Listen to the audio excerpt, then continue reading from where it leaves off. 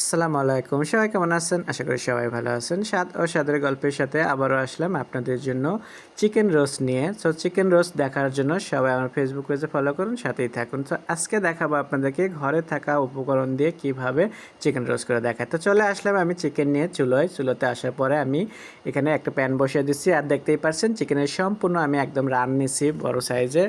তো আমি প্রথমে কড়াইয়ে আমি দিয়ে দিচ্ছি বাটা ঘি। তো আজকে আমি ঘি দিয়ে রান্না করে দেখাবো আপনাদেরকে চিকেন রোস্টে। তো আমার এখানে দিয়ে দিচ্ছি কুচি পেঁয়াজ। তো পেঁয়াজটাকে আমি এখন সুন্দরভাবে নাড়াচাড়া দিয়ে একটু ভেজে নেব। দেখতেই পারছেন পেঁয়াজটাকে একটু আমি ভেজে নেব। আর এখানে আমি ভাজা হয়ে গেল, দেখতেই পারছেন একটু কালার এসে গেছে। আর দিয়ে দিচ্ছি আদা রসুন বাটা আর হলো টক দই এখানে। সো আমি এই তিনটে উপকরণ দিয়ে এখন পেস্টটাকে সুন্দরভাবে একটু আমি কষায় নেব। তার কষানোর জন্য করে আমি পানি দিচ্ছি না, নর্মাল আমি দুধ দিচ্ছি গরুর। সো লিকুইড দুধটা দিচ্ছি, দিয়ে আমি মশলাটাকে কষা নেব। এখানে আজকে আমি পানি ইউজ করব না, তো সম্পূর্ণ আমি দুধে রান্না করব রোস্টটা। আর এখানে দেখতেই পাচ্ছেন ঘিয়ের একটা সুন্দর একটা কিন্তু ঘ্রাণ আসে, সেই জন্য করে আজকে আমি ঘিটা দিয়েই রোস্ট। এখানে আর কোনো তেল দিচ্ছি না, আপনারা চাইলে তেল দিতে পারেন।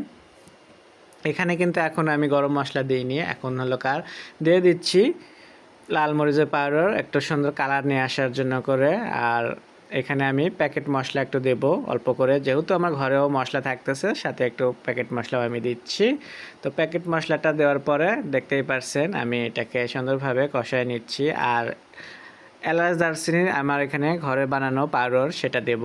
তো ওটা আমি আস্ত আর দিচ্ছি না, আজকে সম্পূর্ণ একদম পাউডার দিয়ে রান্না হচ্ছে। তো এখানে হলো ঘরে বানানো গরম মশলা পাউডার। তো এটাকে আমি সুন্দরভাবে দিচ্ছি। আর গরম মশলা পাউডারটা কীভাবে ঘরে বানাতে হয় রোস্টের কিংবা বিরিয়ানির জন্য করে, এটা আমার আগের ভিডিওতে দেওয়া আছে, আপনারা অবশ্যই দেখে নেবেন। তাহলে ঘরের মশলাটা দিয়ে বিরিয়ানি যখন রান্না করবেন কিংবা রোস্ট রান্না করবেন, খুবই সুন্দর একটা ঘ্রাণ আসে, এটা খেতেও খুব ভালো লাগে। তো মশলাটা কষানো হয়ে গেলে আমি এখানে দিয়ে দিচ্ছি চিকেনটাকে। তো চিকেনটাকে দিয়ে দেখতেই পারছেন আমি বেশ মজা করে চিকেন রান্না করতেছি সময় নিয়ে। আমি একটু আজকের রোস্টটাকে রান্না করব একদম লো হিটে, তেমন একটা আমি করব না, চুলার আঁচটা কিন্তু বাড়াবো না। তো একটু লো হিটেই আমি রান্না করে নেব রোস্টটাকে সময় নিয়ে। তো আজকে এটার সাথে আমার থাকতেছে নান, রুটি কিংবা পরোটা।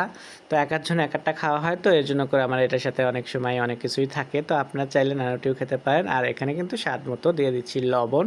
আপনারা মশলা কষানোর সময়ও লবণ দিতে পারেন। তো যাই হোক, আমি লবণটা একটু চিকেন দেওয়ার পরে আমি দিয়ে দিচ্ছি। দিয়ে আমি এটাকে সুন্দর করে এখন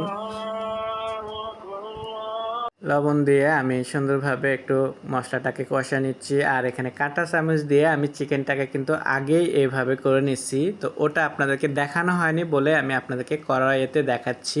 তো এইভাবে কাঁটা চামচ দিয়ে যখন গুঁতে চিকেনটাকে করে নরম করে নেবেন, তাহলে এটার ভিতর থেকে সুন্দরভাবে মশলাটা ঢুকবে আর খেতেও একদম স্বাদ হবে, নরম হয়ে আসবে। এটা কিন্তু খুব রান্নার শেষে দেখবেন যে।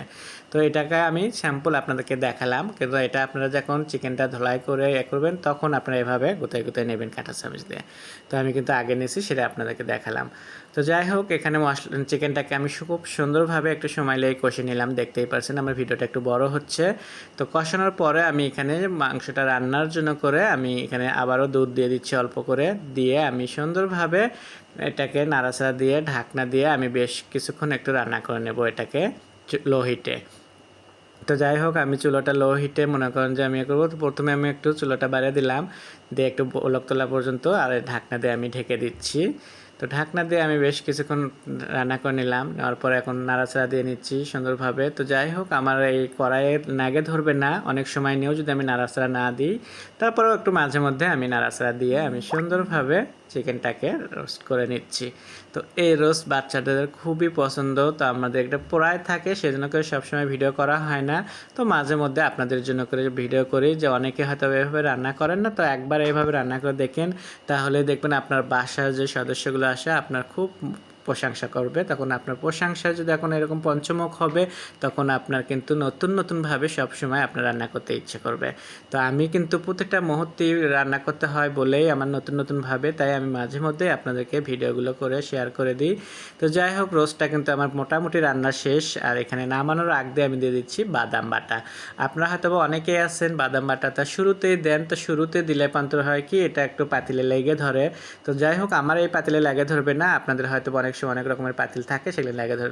বাদাম বাটাটা যদি সবসময় একটু নামানোর আগ দিয়ে দেন, তাহলে এটা ঘ্রাণটাও সুন্দর থাকে আর রান্নার স্বাদটাও ভালো হয়। তো এই জন্য করে আমি সবসময় একটু এখন লাস্টেই দিই। আর লাস্টে আমি প্রথমে কিন্তু একটা ঘি দিছি, ঘিটা কিন্তু আমার একদম কম হয়েছে, মানে আমি একদম কম করে দিছি ঘরেও।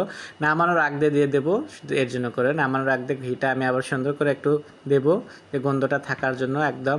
তো আমি এখানে আবার একটু ঘি দিয়ে দিচ্ছি আর কাঁচামরিচ দিচ্ছি। তো যাই হোক, 8-10টা কাঁচামরিচ আমি সুন্দরভাবে আস্ত এখানে দিয়ে দিলাম। এখানে সুন্দরভাবে দিয়ে আমি এখন দিয়ে দিচ্ছি ঘি।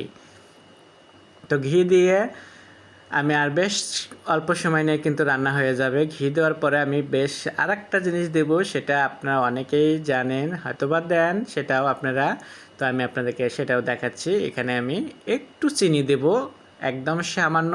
রোস্টটা কিন্তু একদম মিষ্টিও হবে না, টক ঝালও তেমন একটা হবে না, একদম সুন্দর একটা ব্যালেন্স নিয়ে আসবে, যে খেতে যেন স্বাদ হয়। এটা দেওয়ার পরে এখন আমি নাড়াচাড়া দিয়ে আমি কিন্তু এটাকে নেমে দেবো, আর হয়ে গেল আমার রান্না। তো আশা করি আপনাদের খুবই ভালো লাগবে। আপনাদের ভালো লাগলে স্বাদ ও স্বাদের গল্পের সাথে থাকবেন, বেশি বেশি করে শেয়ার ও কমেন্ট করবেন। এখন আপনাদেরকে দেখাবো সুন্দরভাবে আমি পরিবেশন করে। আশা করি আপনারা আমার পুরো ভিডিওটাই দেখবেন, আর পুরো ভিডিওটা দেখার জন্য আপনাদেরকে অনেক অনেক ধন্যবাদ। তো আপনারা অবশ্যই এই ভিডিওটাকে লাইক কমেন্ট শেয়ার করবেন বন্ধুদের সাথে।